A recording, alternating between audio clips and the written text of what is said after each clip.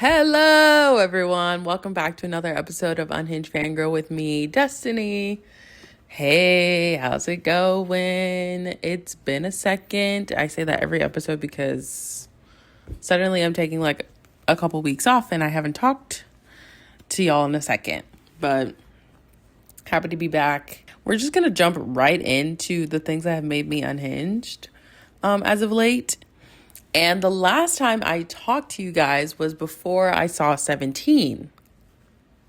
And if you don't know, I love 17. 17 is my old group. They're my favorite K-pop group. I made an entire episode about them. So if you're interested or want a little bit of lore about them, go listen to that episode.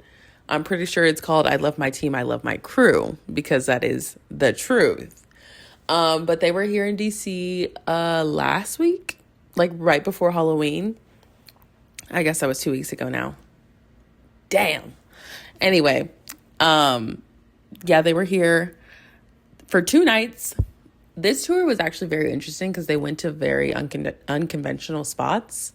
Like they obviously did like an LA show, but then they were like in Florida. I want to say they were in Texas. Like, I don't know. But then they had 2 stops in DC, which I personally was super grateful for. They didn't even have stops in like Chicago. And they didn't have a New York stop, which that's just like insane to do. Like if you're coming to America, you're not coming to like major cities. The only quote unquote major city they went to was LA. And then the rest were kind of random. But hey, grateful to be a DC carrot. So yeah, I went to both of their shows. The first night I went by myself. I was like up in the nosebleeds, and every single time, and I talked about this with Stray Kids, but every single time I forget that when you get a nosebleed seat, like those people up there, they're different. Okay. It's a different breed up there. Honestly, to say the least, like everybody who's up there is usually sitting down, and I forget every single time because that's what happened to me at the Stray Kids concert. And also, like, the Stray Kids concert was a stadium tour, so it was a little bit different. But, like, when I go to a concert, I've talked about this multiple times. When I go to a concert, I want to be standing, I want to be jumping, I want to be screaming, I want to be shouting. And especially for my favorite group, like, I need to be up and I need to be active. And every time I like will stand up for a song and then I feel bad and I'll sit down. Like there's actually no reason that I should have been sitting down for Shake It Off. There's no reason I should have been sitting down for Jungle. There's no reason I should have been sitting down for Hit. Like there was no reason I should have been doing that, but I did stand up for Thunder, which I am happy I did that because the second night I ended up coming late, and so I was like I missed the first 3 songs, which is fine because I was there the day prior, so it was fine.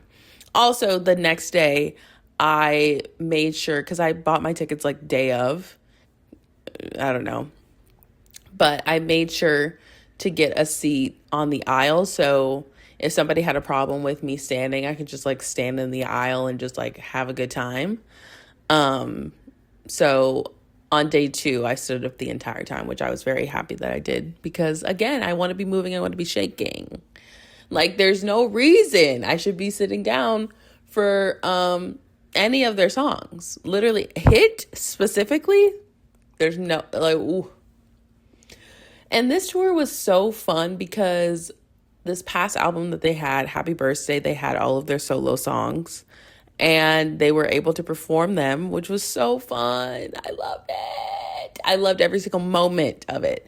Obviously, my favorites were Mingyu and S-Coups, like, that's my bias and my bias record. Like, not only are they my favorites, they just like have incredible songs, and their songs are very like ooh ooh ooh ooh. You know, it's just like I'm in the club, I'm pumping it up, like I'm just having the best time with my girls. The fact that they did like Minghao, Mingyu, and then S-Coups, it was like banger, banger, banger. It literally club. Another club, another club. That's what it felt like. I literally love them with all of my heart and soul. What else has made me unhinged? Oh, I started and finished this show on Netflix called Boots. I'm a little late. I think the show came out like honestly, I think it maybe came out like mid-October. So I'm not like too late to the game, but I don't know what prompted me to actually watch the show. I know when I was looking on Netflix, I was like browsing and I was like, "Oh, okay, yeah, like basically the premise of the show is like it's like 1990 and we follow this guy named Cameron, not Cameron. We follow this guy named Cameron and he is gay, but the thing is he signs up for boot camp for the Marines.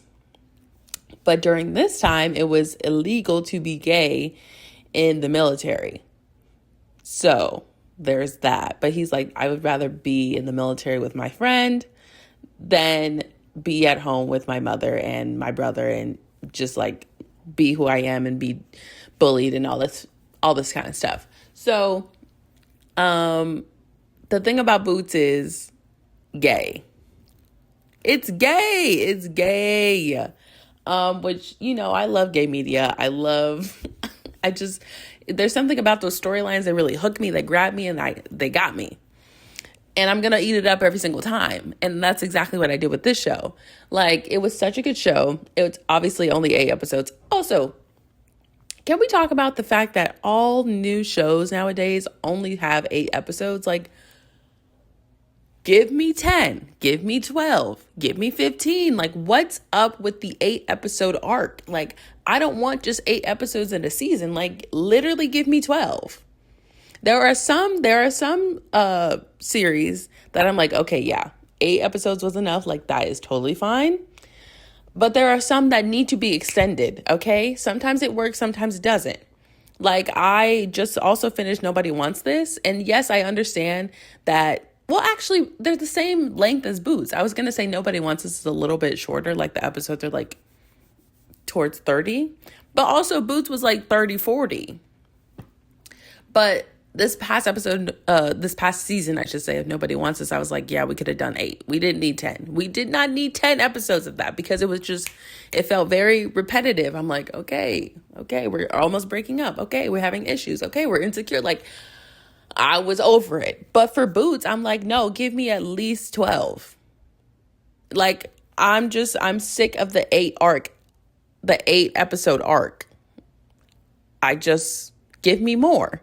And I feel like that's a thing of like these like studios being like, no, we're only going to produce 8 episodes. It's like, give the people what they want. Like Bridgerton, for example, season 3, I'm pretty sure it was 8 episodes. It was like 4 and 4. That shit needed to be 12 episodes. Maybe give me 10. Y'all can't do 10?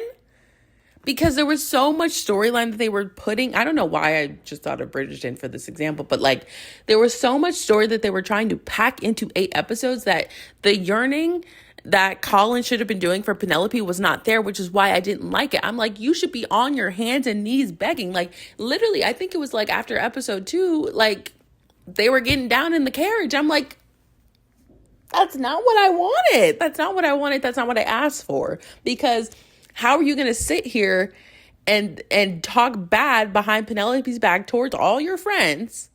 And then you're just going to be like, yeah, I forgive you. Like, whatever, I want my friend back. No. I really, really, really, really, really hope that they don't do something like that for this next season with, what's his name? Benedict, I need more from you. Also, I haven't read, I don't know why I'm on a Bridgerton kick right now. I haven't read any of the Bridgerton books. And I mean, maybe that will change in the future. I don't know. The way I'm reading right now, like that's not changing. But I don't know what Benedict's story is like. Okay. We've seen him, obviously, we've seen him get down with guys. We've seen him get down with girls. Like, okay, I think season 3, he literally had a threesome with someone. I was like, oh, okay, yeah, no problem. But like, where's this going? Like, how are we setting him up for success now? Like, how is he going to be tied down to a lover? But, you know, I said the same thing about Anthony Bridgerton and look where that ended up. So there's that. Why was I talking about? Oh, 8-episode arcs. But anyway, Boots was incredible. I really do recommend it to everyone. I was talking about it with my friend Jenna, and I didn't realize that the Pentagon, the literal Pentagon, was talking about the show and how it is woke. So, take it from me, Destiny, who loves woke media. Go watch Boots on Netflix. Let me tell you, you're not going to be ready for episode 5 because I wasn't. I literally was like, I wasn't like boohoo sobbing crying, but I definitely was like in shock, in disarray, and I did want to cry. I think I might have cried a little bit, but I just wasn't expecting that. I just wasn't expecting this push and pull of these characters. It was a little more than what I signed up for, but that's totally fine. Speaking of Boots, I needed to be renewed for a season 2, like now. I need that to be renewed now because I need some follow-ups. I need to figure some things out.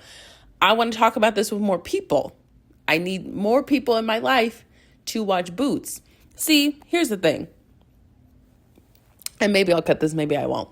But I do like a lot of gay media. Okay, I like gay shows, gay movies, like things that are appealing towards the gay community. Okay? And I personally don't have a lot of gay friends. I have a couple of gay friends. I love them. I support them. Yes, amen. But I feel like some of the gay media that I'm into, they're not into. And I'm like, I need y'all to wake it up. I need you to get on the same wavelength that I am on so that we can talk about the same things. And I'm sure like there are things that they want me to watch and I just simply won't. But I feel like I have a good range of like things that I'm into. I'm like, guys, what about this though? So we can discuss this. I don't know. That's just me complaining that people don't watch the same things that I watch. And I'm like, so it's literally that mean, like, it's like I need to talk to a gay person. Like I need to talk to a gay person right now. Go watch Boots on Netflix. I don't know. Semper Fi. I don't know. But anyway, I have also been recruiting a lot of people to watch Adults because it did get renewed for season 2. Thank God. I was actually getting very, very nervous. I was literally waiting for that notification from Film Updates being like Adults has been canceled. Like I was waiting for it because obviously I was scared. It's been months since season 1 came out. Same thing happened with Overcompensating. I think I talked about Overcompensating though, but they both got renewed. I'm so excited. I'm so happy. And I need that. Well, Overcompensating's gay media. Adults isn't as,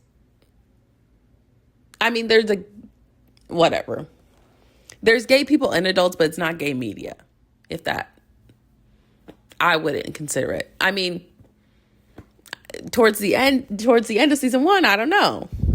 We could be doing something different, which I am personally into. Paul Baker hit up my line. Anyway, something else that happened is that, well, last time I talked to you guys, I was learning line dances, and I think I said that I wanted to learn the fat line dance, the PHAT fat, and I learned it. Yes. Round of applause. I learned it. Now, ask me to do it right now. I'm going to need a second, but it's somewhere up there. I do know it a little bit.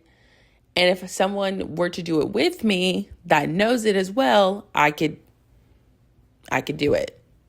So the list of line dances that I know is growing by the day, but I learned that one like a couple days ago and I haven't learned another one, but that's fine. If inspiration strikes, I will burn it. Like, I don't know what the phrase is. I'll do it. But anyway, I just wanted to say that I learned fat and I love that. Now, I saw this song on TikTok. I'm still talking about the things I'm unhinged about. I heard this song on TikTok that was like, basically this girl who loves iJustine, which I think is a siren call because I'm like, yeah, like I was just talking about I Just Seen in my last episode and how she was like the first YouTuber that I came across and like actually really followed. And so I found this girl on TikTok and she was like, I made a song for I Justine. And the song essentially goes, I want to do a bump of coke with I Justine. Famously, I Justine doesn't drink, do drugs, or any of the sort, but I think that's the irony of it, and I think that's why I like it so much. It's also kind of like hyper pop, and I'm into it. And I'm like, yeah, like she really did her big one with that one. And I'm just here to say that I kind of manifested that song because I talked about I Justine, and then she's like, yes, I'm putting out a song about I Justine next week. And that she did. So I'd like to take credit for that, even though I had nothing to do with it. But the song is really good. If you want to listen to it, it's literally called I Justine. Her name starts with a K. I don't remember her name, but you'll find it. Don't worry. And I Justine knows about the song, actually, because she commented on one of her TikToks. So loving that. That's on repeat as we speak. So that's fun. What else? Oh, another thing that I've been getting a lot on my For You page is now that it is the holiday season, okay, it's almost Thanksgiving, but the Christmas songs, they're getting their natural rotation. People, and by people I mean DJs, they are remixing classic Christmas songs with new hip hop songs, and it is my favorite thing ever. Literally, I love it so much. There are so many iterations. There's so many now. Every time they come up on my feed, I'm like literally having a party in my room. Like, it's so good. They're all so good and they all fit. And I'm like, how did you figure that out? But anyway, those are things that I am unhinged about. But since we are talking about mashups, I really need to talk about something else that I've been seeing on my TikTok, is that the TikTok edits of like the characters from completely different shows, but it makes it look like they're like love interests in a show. Does that make sense? Like, for example, the one that caught my attention, and it's insane, but we have Roderick from Diary of a Wimpy Kid, and then we have Regina George from Mean Girls. These two shipped, they're shipped. And now people are making edits of the two of them acting like they're in the same sphere. Isn't that insane? Like, who comes up with that? Who was like, yeah, Roderick, Regina, match made in heaven. Let's make that happen. Let's cook that edit up. That's kind of crazy, right? I don't know. I think it's also really fun. But also, I have been seeing other people. So the other day I saw Laura Jean, which is from To All the Boys I've Loved Before, and Peter Parker, Spider-Man, the Tom Holland variety. Saw those two. I said, that's a fantastic ship. Because I love both of those characters. So I'm like, yeah, get it all for him. Another one that I saw was Sharpay from, obviously, High School Musical. And I forget his name, but there was a show on the CW, I want to say, called Smallville. I'm literally pulling this out of my ass. But he was Superman in that show. Sharpay and Superman. Yeah, and I think that works. I think that's actually really perfect. And match made in heaven, if I do say so myself. My cousin has never been happier. My cousin being Sharpay Evans. So I just had to talk about that because I love the meeting of the minds that is happening on TikTok. Is really something special is happening over there. And so I just had to talk about it for a little bit. Also, I should have mentioned this when I was talking about 17, but switching gears a little bit, remember when I was having my crash out about 17 and how they were censoring themselves? And by they, I mean Hybe and Pledis. Their companies. They were censoring 17 because they have a song on their newest album called the album's called Happy Birthday, but the song I'm talking about in particular is Bad Influence. And they wouldn't let them say the F word. They wouldn't let them say anything. But God has come down on us, and we have been blessed. We have been blessed in the fact that they finally released Bad Influence explicit version. When I tell you, when I saw that notification that they released Bad Influence, the explicit version, I pretty much jumped for joy. I rejoiced in a way that I haven't done in a long time, because let me tell you, every time, actually, I think I took it off my K-pop playlist because every time I would see it, I would get angry. If I was listening through the album, I would literally skip it because I couldn't do it. I couldn't listen to it. And now I have the freedom to do as I please. I have the freedom to hear those swear words as they were intended. I have the freedom to put on my headphones and listen to a good song. And that is something that should be celebrated. And you simply won't understand it unless that happens to you, because I can't even say it. Try one more time. Censorship is evil. It's evil. It's absolute evil. And we rose above, and now we are better for it. Amen. That's all I got to say. Where do I go from here? Let's talk about the cruise that I was on for my sister's 40th birthday, okay? I knew that once I stepped off that cruise ship, I would be a changed woman. Once I stepped on, the person that I was when I stepped on that cruise ship and the person that I am today after I stepped off that cruise ship is totally different. Because I knew that I would be changed for the better. Because I just knew, I felt it in my soul that the cruise life is the life I want to live. I love cruises. I love a cruise. I had so much fun. The cruise was 4 days. I think I said that. But the cruise was 4 days, and I had the best time ever. Now, did I get a little bit seasick towards the end? Yes. I was playing with fire, and I flew too close to the sun. But that did not hinder my time. I just needed to sit down, have a glass of water, and chill out for a second, because I was literally at the front of the ship, rocking and waving just like the waves were. And it was getting a little aggressive. So I needed to calm down on that front. But overall, I did kind of like the moving of the ship. I think that's kind of fun.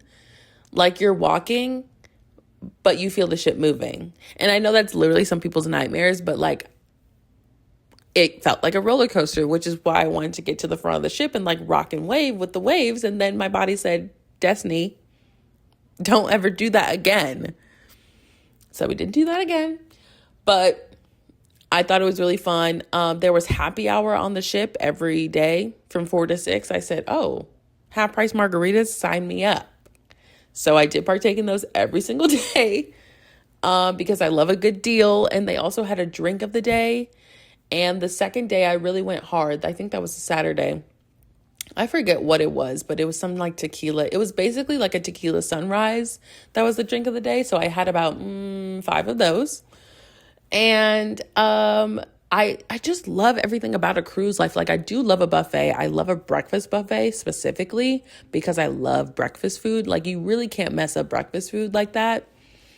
And so the breakfast buffet did see me every day, even though it closed at 10. So I had to get up at around 8:30 if I wanted to get the good selections, which was a little annoying, but it's totally fine. I had Eggs Benedict every single day. My God. Now, all the other food was kind of mid, the lunch buffet, not my favorite, although the burgers were really good. The only thing that I did like genuinely loved about the breakfast buffet was the soft serve ice cream. I'm like, yeah, give me more of that. Give me about 15 of those cones and I'll be set. So that was fun. What else did I like about the cruise? There's just like activities all the time. And obviously when you dock, you can just like go and peruse. The only stressful thing about the ship is like getting back on the ship. But once you had like a full day, at wherever you are, that's the only thing. Even though me and like the people that I was with, we always made sure that we were back like an hour before we were supposed to leave the dock. But it's really just like, what if I'm on the beach, I fall asleep, and then I wake up and I'm like, oh my God, the ship is gone. Like, that was the fear that I was thinking about personally, but like that wouldn't have happened because I was with so many people. So that was fun. But yeah, what else? What else was there? I do have some people to note about that made the cruise like really 10 out of 10 for me. So the first person being, I think his name was Roy. Roy was our instructor for dollar origami, which is like one of the activities my sister wanted to do. But basically it's exactly what it sounds like. You're making origami out of dollars. They were not real dollars, but it was a fun class. But Roy was so fun. He was like this little man and he had such a fun personality. I literally became obsessed with him. And then whenever I would see him at other activities, it was just the best. And it was like right after origami, he like walked past our room like right as me and Micah were coming out, and we were like, Roy! I didn't need to say that, but I wanted to. So Roy was someone of note. Love him. Another person that really made my time every single time that I saw him. So right outside the buffet, they would have a person like to you weren't even scanning anything.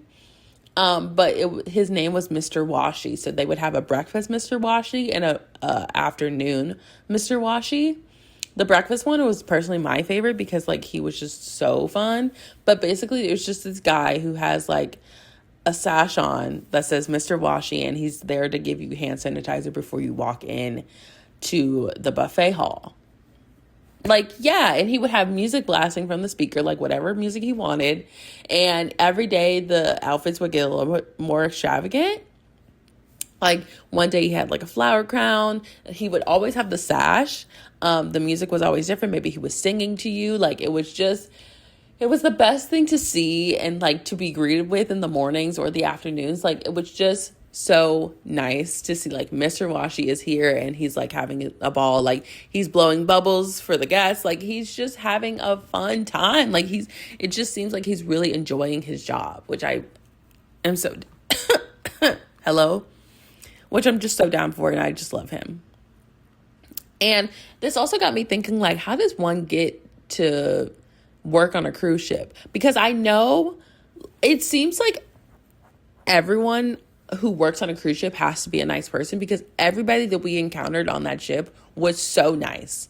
Anytime you would leave your room to go like anywhere in the hallways, literally anytime you saw a crew member, they were telling you good morning. They're like, good morning, good morning, good morning. Like, wow, they say, have a nice day. Every single time. There was not one person that I saw that was not like, thank you, have a good day. Have a good one. Have a good dinner. Like, I mean, the service is just like so unmatched. It was so nice. And I know not all of them have to be nice, but like to your face, they're angels. So I'm always like, how do you get to work on a cruise ship? Because it does seem fun, but also the hours are just like grueling, like actually grueling. Like I think working on a cruise ship is probably some of the hardest work that you can do, but it seems like a ball. And I know I'm saying that from a perspective of a guest, but I don't know. Could be fun. Could be fun. Like if you get on one of the big ones and you're just like a performer, for one of the shows. I think that could be fun. Because you get to see the world, the quote unquote world, you know, you get to go to different destinations, and they have times where like the crew gets off the ship and you can like peruse. I think that's fun.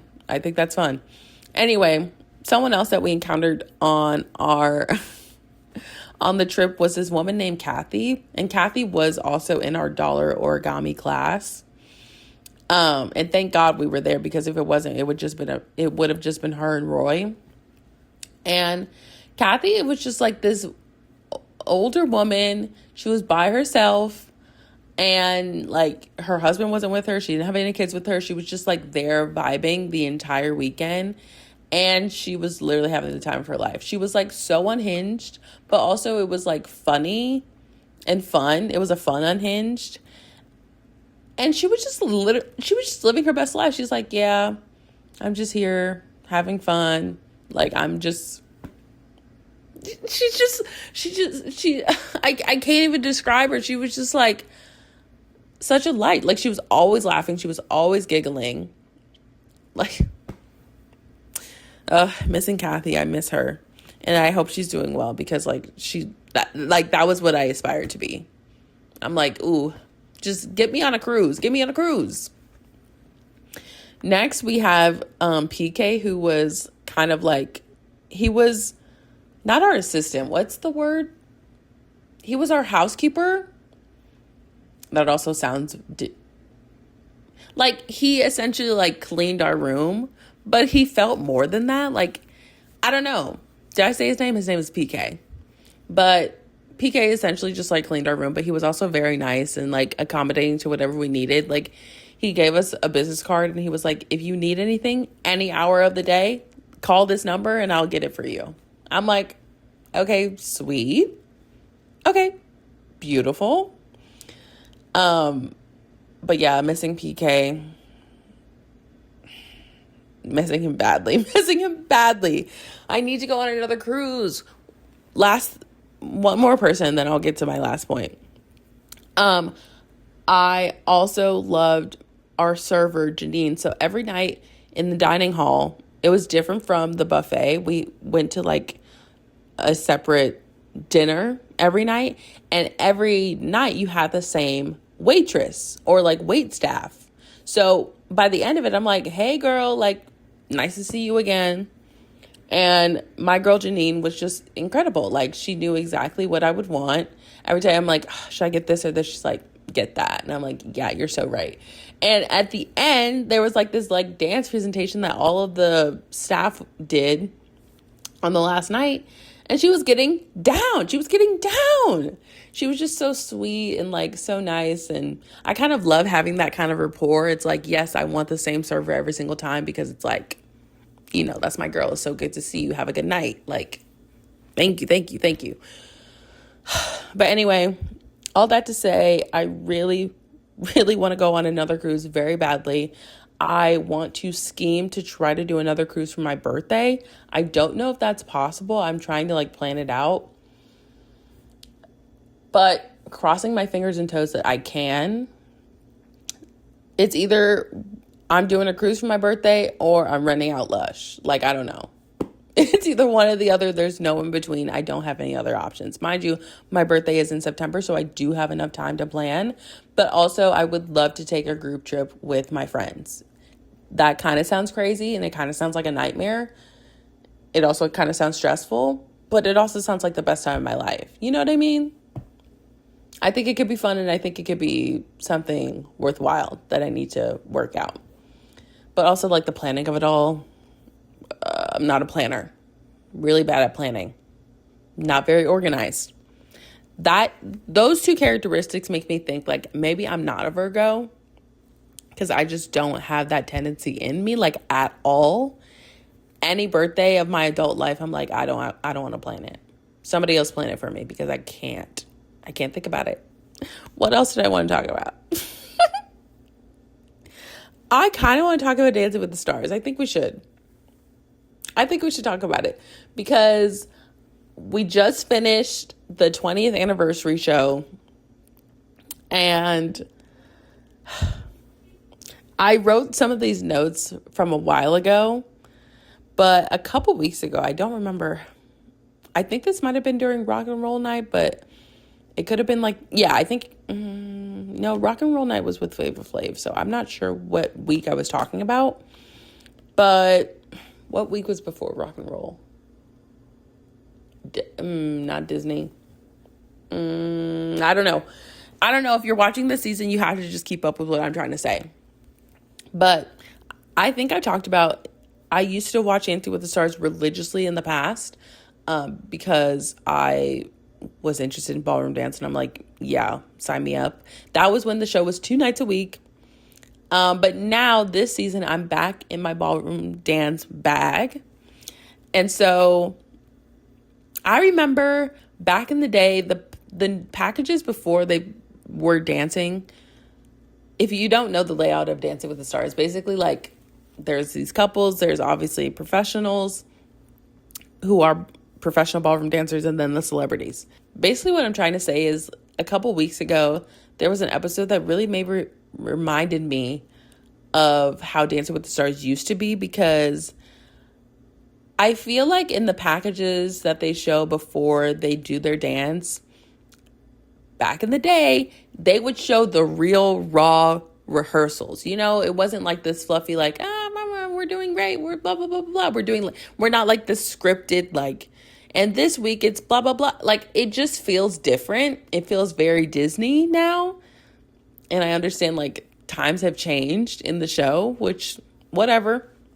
But a couple weeks ago, it felt like we were getting the drama, because this is when Dylan broke his nose. This is also when Val was like being harder on Alex, because she was like, I want you to, like, you know, get, like, do your worst, basically. And she ended up crying, and they showed it in the package. I'm like, yeah, like, people were getting injured. I'm like, this is Dancing with the Stars. And obviously, like, I don't want people to get injured, like, I don't want that, but like, that was kind of the fun of it. I'm like, okay, somebody twisted their ankle this week in rehearsal. Like, let's show it. And I think the reason why a lot of it was, there was like a disconnect for a lot of the time in the beginning of the season, was because I think with social media, they were relying heavily on like the celebrities showing behind the scenes on like their TikTok, their Instagrams, like all of that. And we weren't seeing anything in the package. Like, I remember there was a week where Jen literally had like a high fever, was sick all week, and they didn't show any of that. I'm like, girl, that's going to play into like my judging. You know, it's like, oh my God, she had a really hard week. Like, she really did that. Like, it's like, that's basically being like, if they wouldn't have shown like Elaine going to the hospital, it's like, girl, well, now I have to vote. Like, and don't get me wrong, Elaine's my girl, but it's like, you need to be showing like this behind the scenes, like rift, and like, I need to see those bitches fighting. I need to see them, you know, falling on the ground if they're trying to lift. Like, I want to see the struggle so that we can get to on top of the mountain. You know what I'm saying? Did that make sense? But I don't know. It was just like, there was a lot of drama happening off screen. There was like people fighting again. And also there was a week where the judges, like specifically Carrie Ann and Derek, they were literally beefing because I guess Carrie Ann was taking too long with her comments, and Derek was like, I don't have time to say anything this week. And Carrie Ann's like, you have time. Like, you could have heard, like, her mic was off, but you could hear her, like, whatever she said picked up on Derek's mic, and it was like, oh. It was like, it was getting crazy. It was getting a little heated. All of that to say,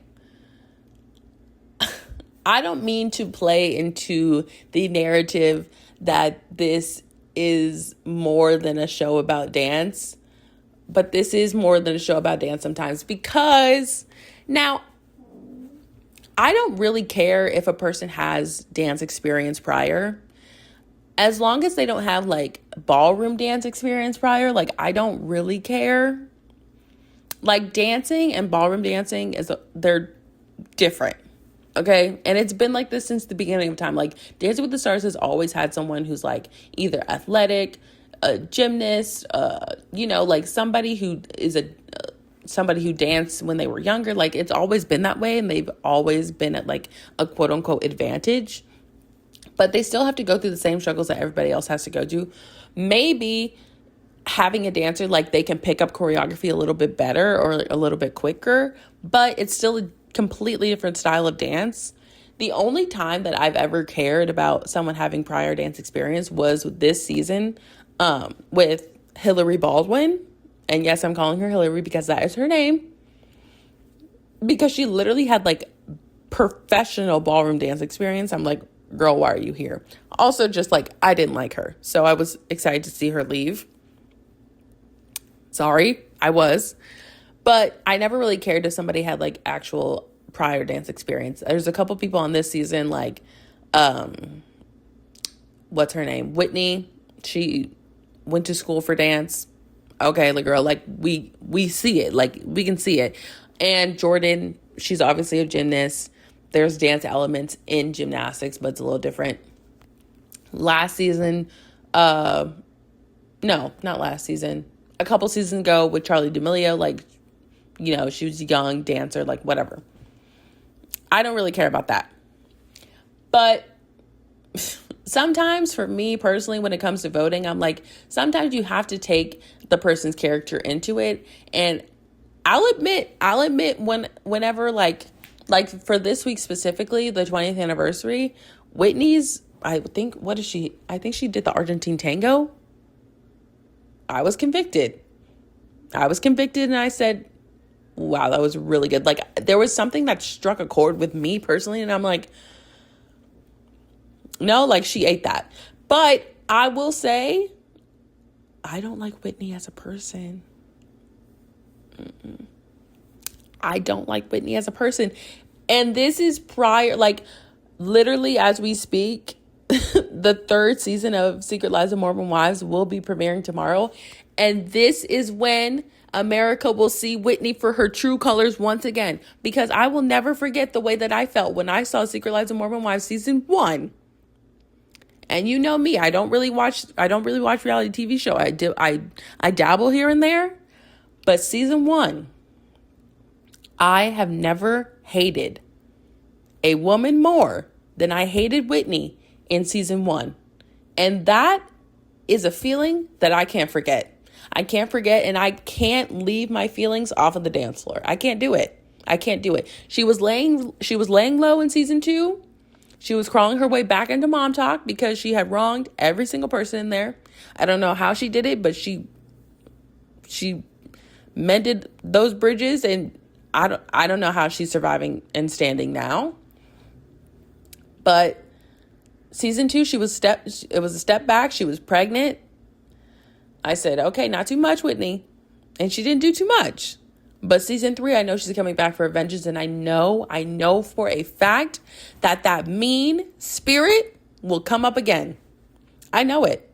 And that is why I can't put my full force into Whitney this season, because I feel that mean spirit. I feel the anger that I felt from her in season 1, because it was just utterly ridiculous. It was ridiculous. And I'm not even going to bring up her past, because if you know, you know. But Whitney has a past. So I don't know why I brought up Whitney specifically, but I just needed that to be said. But again, I will admit, when Whitney does something really good, I will acknowledge it and I will see it. And I will give her flowers when needed. But she cannot win this. I will not let her. Also, can we go back to the days where Dancing with the Stars was just ballroom dance? Like, okay, maybe during like the finals week for a freestyle type of thing, we can do a contemporary number. But there have been way too many contemporary and jazz numbers for my liking. I'm like, can we just stick to the basics? Can we just do a cha-cha, a jive, a tango, a salsa, like a rumba? I don't need to see people in their bare feet every week. I don't see it. I don't need to see it, because how am I supposed to judge a salsa with a contemporary? How am I supposed to judge a jive and a jazz? I think we should go back to the days where it was one night. It was cha-cha night. It was salsa night. It was Argentine tango night. Like, why don't we do that? And I'm not saying get rid of the freestyle. I think the freestyle is so fun, and that is when people really shine. But I don't need to be having contemporary every single week. Or if you want to break it up, half and half. Half people can do a paso doble, half people can do a rumba. Half people can do a quick step, half people can do a cha-cha. Like, I don't know. Like, I just feel like it's not fair when there's a contemporary thrown in the mix. It's like, okay, well, I don't know. It's just different. It's just different. Speaking of rock and roll night,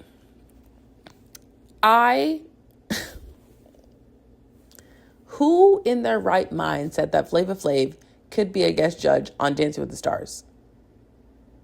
Who?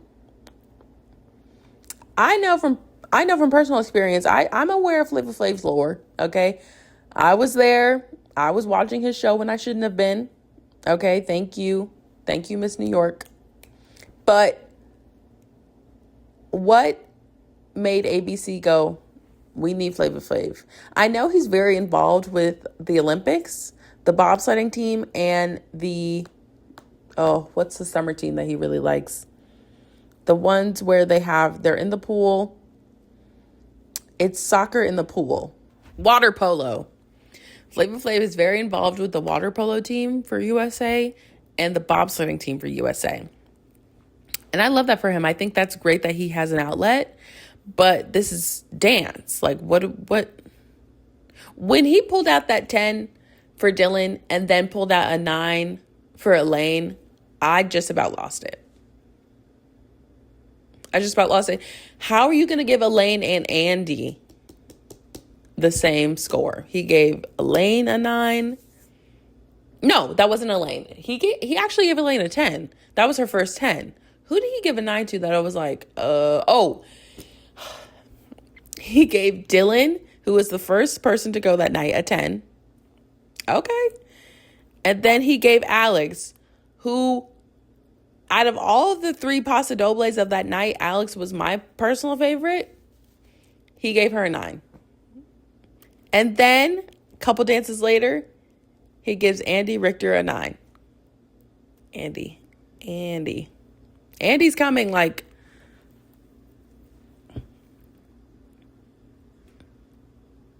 That was heartbreaking. That was heartbreaking for sure. And I didn't appreciate it. So I was enraged by having him there until he gave Elaine her 10. And then after that, I was like, okay, whatever. But let's stop doing that. Like, we don't need a guest judge every week. We don't. We are okay with the judges panel that we have, and if we don't like it, then maybe you should just like change it. We don't need a guest judge every week. Kim, what was her name? One of the old professionals though, Kim, I forgot which week she, was a guest judge on. Yeah, you can hire her for sure. And also, speaking of hiring, get Tom Bergeron back. I was under the impression, because I had checked out of Dancing with the Stars, I was under the impression that Tom Bergeron retired. But no, my friend said, no, he was fired. And he said he will never come back to the show if that same showrunner was on it. And guess who was on that show last night? Tom was back home. I can't believe he was fired. I literally thought because I knew he took a step back from America's Funniest Home Videos, which I loved him on. Alfonso also took that gig from him. So Alfonso literally was doing everything that Tom Bergeron was doing. But I literally thought that Tom retired. I'm like, yeah, because he was finished with that show. He's finished with Dancing with the Stars. He's just like chilling back and relaxing. No. Get Tom Bergeron back. Tom, Alfonso can stay. Julianne, if you want a 4th judge, go get Julianne. You know what I mean? They can Julianne and Derek, they can dance in the opening numbers when they want. And they can have a good time. I don't know. But I'm happy that Robert got the first perfect score of the season. I was really happy about that. As long as it wasn't Whitney, I was happy for it. I was happy for it. I kind of want to wrap it up. There's some things I'm really going to dive into. I think next week I'm going to dive into obsessions that I had when I was a young girl. So I think that's it for this week. I don't really know what I talked about, but had a great time talking about Dancing with the Stars. I think I want to do a Dancing with the Stars finale episode. And I think I might bring a special guest on for that one. Don't kill me if it doesn't happen, but I would like to do it. I would like to try. So thanks, guys, for listening to this episode. Don't forget to subscribe to the YouTube channel, Unhinged Fangirl. If you want to watch the podcast, if you're into that, go subscribe over there. Or if you want to listen, always on Spotify. And follow us on TikTok and Instagram at Unhinged Fangirl Pod? ? Just search Unhinged Fangirl and you'll find it. But that's all I got. Thank you for listening, and I'll talk to you soon. Bye.